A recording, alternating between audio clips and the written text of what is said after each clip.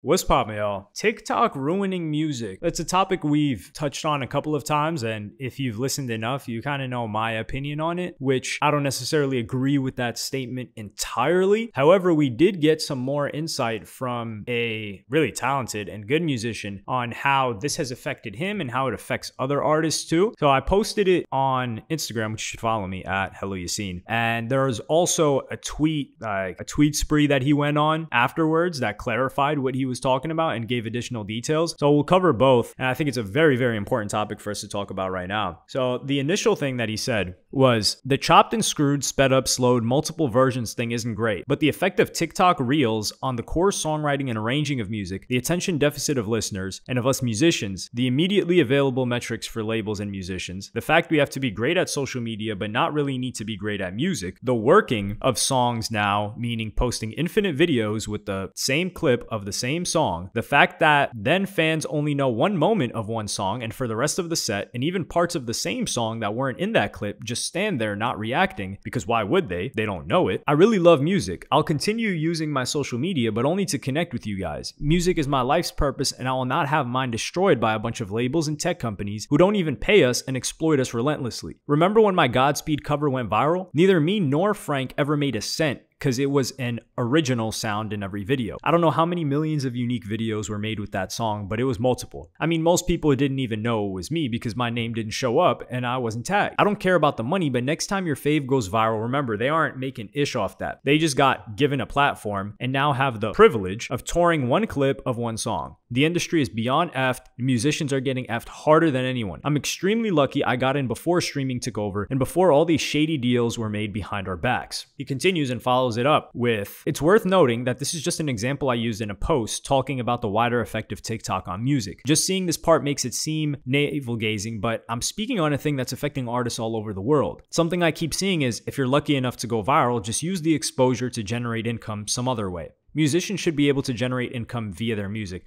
This is a very important thing. Should be able to. Do you want good music or do you want what you paid for? If we want quality music, somebody is going to have to pay for it. Streaming services don't pay properly. Labels want a bigger cut than ever and just sit and wait for you to go viral. TikTok doesn't pay properly, and touring is getting prohibitively expensive for most artists. The brainwashing worked and now people think music is free. And by the way, since it's cheaper to produce fast synthetic music to drop on streaming every week to capitalize on the strengths of the model, watch how the model is preparing you for AI-generated music that pays musicians nothing at all. This, not only is this in the works, this will happen and this will become a standard, unfortunately. Anyways, love you guys for caring about artists, and I've loved seeing your thoughtful responses. One of the things that he said, most people think music is free. This happens all the time. Like when I used to talk about sales or something, or consumption, or someone going #1, they're like, oh, how did this person sell this many albums? People don't buy albums anymore. Music is free. It's like, no, there's no such thing as free. There's consumption, which is based on streaming platforms, which is based on you viewing either ads or paying for a subscription. So it's not free, but people assume it's free. And that's become a thing for going on, I would say, 10 years or so now. And then the viral aspect of it, I think the difficulty with this is appealing to the consumer, because the consumer, including me, well, now I know better, but we're conditioned to believe that, hey, rappers and musicians are rich and we're not rich. So why am I going to feel so bad about a person's cause that's way richer than me? Which is natural. It makes sense. Now, the truth is, a lot of these rappers are not rich. But for the conversation to even begin, these artists are going to have to demonstrate like, hey, we don't make money. And then people are going to say, oh, whoa, this guy whose music I enjoyed, who had an impact on my life is making pennies. Yeah, I'll toss him $10. But until that happens, or until that stigma or preconceived notion that we've been conditioned to believe that musicians are balling and raking it in changes, then people aren't going to start paying for it. And also, technology companies took over. And I just think the whole should be able to generate income via their music. Yeah, but I think that's just been over with. And I think that's been over with, not completely over with, if you get what I mean, but that's been something that's falling by the wayside for over a decade now. And some other rappers and artists have figured it out ahead of time and decided to just give away music for free. For instance, 2 examples. Off rip, biggest example, Chance the Rapper. Chance the Rapper was just dropping music on SoundCloud, downloads. It was completely free. Streaming wasn't even a thing. He wasn't even offering you to like buy it. I don't even think there was a purchase option. But he built a business model around that, and he had to pay obviously to produce this music, pay to engineer the music, pay for beats, all the other stuff. So he was taking a loss on it, but he built a business model around that. Same thing with Bones and a lot of other SoundCloud rappers during their heyday.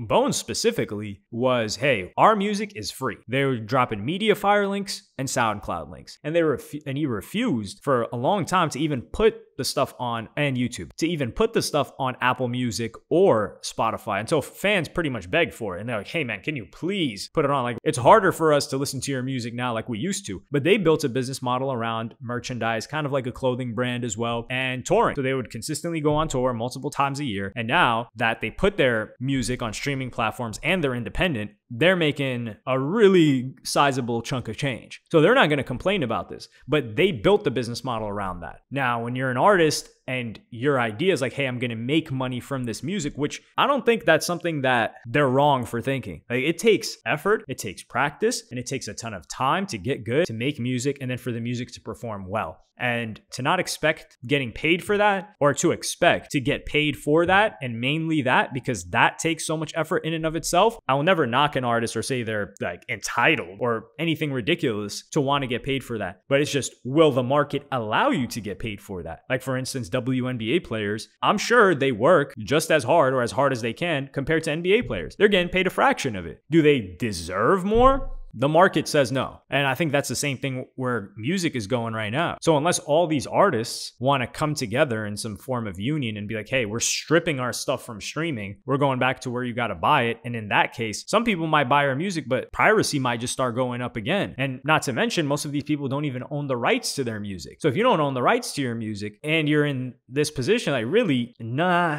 you're kind of in between a rock and a hard place. And I don't think, well, I know nothing is going to change. Nothing is reversing this. If anything, it will get worse. And I think a lot of instrumentalists like people that actually play guitars and all these other things, with AI advancing so quickly, I think they're going to feel like, man, I've spent decades learning how to play these different instruments, and now people can do it as good as me. They just need to know like the sound. So if they know how they want it to sound, they can create some great music. I don't think we're at the point where like AI is going to be creating music. I think like songwriters and producers are going to be using AI to create some amazing stuff. And I do think it's going to help songwriters the most out of anybody else. So unfortunately, this is like a sad reality. I do agree the part with like TikTok being, it's really still is the greatest distribution platform, but it has made music not only like a lot more bite-sized, but who's really listening to albums? And these songs, like we saw it with Steve Lacy, weren't they just listening to that one song and they didn't know anything else? And I think that changed the consumer, because if someone, let's just say back then, before pre-TikTok, you might have heard a single of an artist that you were going to go see on tour, but you were going to look up the set list, or you were going to look up the album that the person was going to perform, and you were going to listen to it. So you were really familiar with music that you were going to go see. It's almost unfathomable to me that people that see a song on TikTok just know that one song and then just go to a show just off that one song. So, and these are young people. It's not like, oh, this is an old person, they don't got time or anything like that. It's young people doing this. So I think the consumer has completely changed because of TikTok too, because it's been out for what,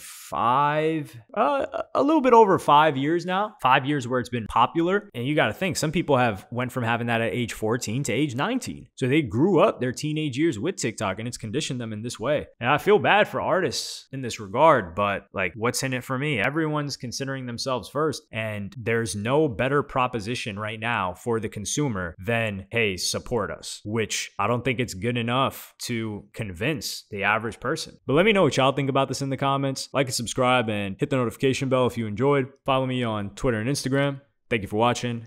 Peace.